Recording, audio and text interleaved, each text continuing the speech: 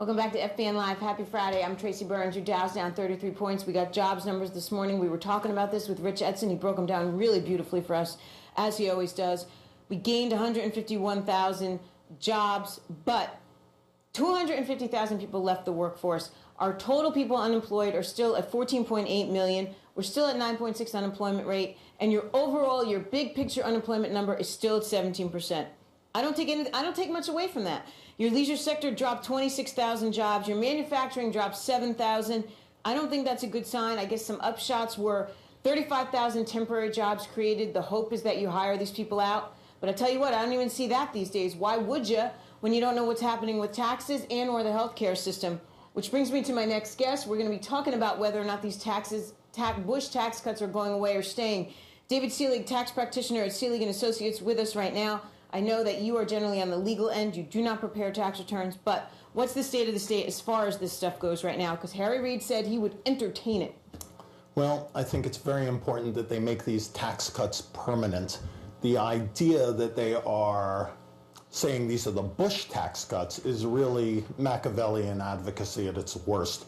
The fact of the matter is these are economic reform and tax relief acts that we need desperately. They lower taxes and they make it more attractive to do business than would higher taxes. Right. I mean, at this point, I think we all know that the economy will move along better if we keep them. But what are the odds right now of that happening? Well, hope springs eternal. So I would assiduously advise everyone contacts their elected officials and insist that they make this permanent. We are already taxed more than enough. Do you think that will make a difference? I mean, many will say that, America spoke when they went to the election polls the other day. They said, we are done.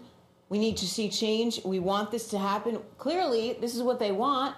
Are the newly elected officials going to be able to make a difference because they're not part of the lame duck session? Well, that's very true. But again, we can't just accept that and accept higher taxes because it is pejorative for the entire economy. So we have to get out there and we have to insist on this, given the pitch and moment of the economy itself. What are the odds then that Harry Reid does come to the bargaining table with this and says, you know what, maybe we need to discuss? Well, I think Harry Reid has to put aside his own petty partisanship and think about what's best for the country and what's best for the American taxpayer.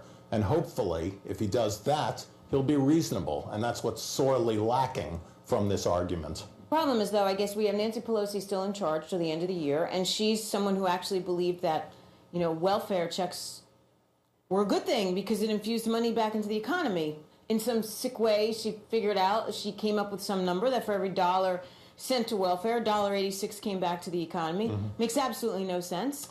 We're just creating a bigger nanny state. That's exactly right, and that is really the sort of nonsense that is advanced by these fraudulent pseudo-economists. It may work in a classroom. It does not work in the real business environment. In old Dusseldorf, Germany, they have an expression. They go, "Genug ist genug." And that means enough is enough. And that's what we need from our elected officials, some common sense. What are you hearing from your clients about where we are right now? Well, a lot of them are complaining. They're behind the eight ball. It's very difficult. There's a great deal of uncertainty. So you have individuals who would like to hire, and they are stultified. They're restrained because they're concerned of future liabilities that are not clear at this point. Additionally, the Internal Revenue Service has been very vigorous in its collections, and it's a little ironic when people see the extreme waste that's going on of the tax dollars when they are pursuing individuals who are trying to obey the rules, obey the law, and operate a business. But that's an interesting point, and I think the IRS, while many come down on the IRS as the bad guy, you can't shoot the messenger because the IRS does not make the rules. Congress makes the rules, the IRS has to enforce them. And Congress makes up these asinine rules, and the IRS probably must get them and be like, are you kidding me? We have to enforce this? So we have an IRS that is just stretched to the gills. How could that possibly play out going forward? Well, I really am a big believer in the Internal Revenue Code. It's the application of the rules that sometimes gets fuzzy. I think what we need is real clarity with what's going to be the future as far as whether or not these so-called Bush tax cuts will be made permanent which they should. It would be good for all of us. Or alternatively, if they're not going to be, then we can make some intelligent decisions. But the internal revenue, the code itself, the Internal Revenue Code itself, should it stay or go?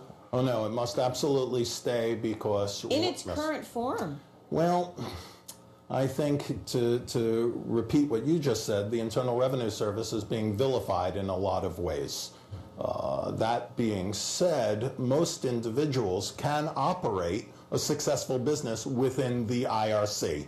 It's when they go astray, either by intent or happenstance, that a lot of the problems start. And I would just like to say this, a lot of these so-called victims are actually volunteers. Well, I mean, that's fair enough, but isn't there something to be said about the fact that the tax code has become a book of favors?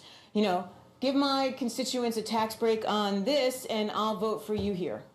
Yeah, that's very true, and you may see that in the offer in compromise. They've put in various rules that previously were not there, and it makes it very difficult for deserving people who would qualify to do so. But at the same time, to just arbitrarily throw it out in place of perhaps a flat tax or something, that might be riddled with problems that we could not yet begin to Really? to sort So you out. don't support flat tax, sales tax, any of that? I do not. Really? That is a fact. That's because you keep your job.